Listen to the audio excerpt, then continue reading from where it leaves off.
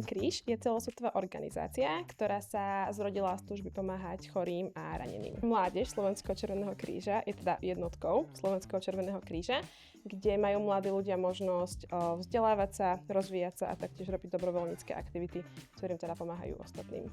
Momentálne má mládež Slovenského Červeného kríža u nás v Liptovskom Mikuláši okolo 30 členov a teda pravidelne sa stretávame na tréningoch, väčšinou raz do týždňa a keď sa tí ľudia dostatočne vzdelajú na to, aby mohli pomáhať ľuďom, tak chodia na ukážky prvej pomoci, ktoré sa dejú či už v škôlkach, v základných školách alebo aj v rôznych firmách a teda existujú aj projekty, ktoré vzdelávajú alebo teda venujú sa starším ľuďom v domovoch dôchodcov.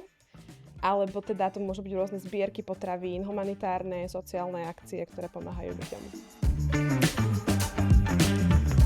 Dobrovoľníctvo v Červenom kríži pre mňa znamená určite pomoc ľuďom a teda to, že sa môžem vzdelávať v oblasti prvej pomoci, ale nie len v oblasti prvej pomoci. Ďalej to pre mňa určite znamená budovanie nových kontaktov, kamarátov a celkovo kolektívu. Prečo som sem prišiel? My sme kedysi dávno, ešte na začiatku prváku, sme rozmýšľali viacerí striedy, že čo budeme teda robiť. A rozmýšľali sme nad týmto Červeným krížom, lebo sme sa dozvedeli, že funguje v našom meste. Nakoniec som tu dotrval z tej pôvodnej bandy až ja, nikto iný sa neprišiel, ale baví ma tu chodiť, lebo proste mám rád akože pomáhať ľuďom a všeobecne sa vzdelávať v tejto tematike. S tým, že pôsobím aj ako tréner a predávať tieto vedomosti na ďalším ľuďom je veľmi super a práca s ľuďmi ma veľmi baví.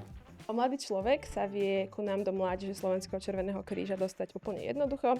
Stačí sa nám ozvať cez sociálne siete, kde buď nám napíše správu, alebo sa prihlási pomocou QR kódu.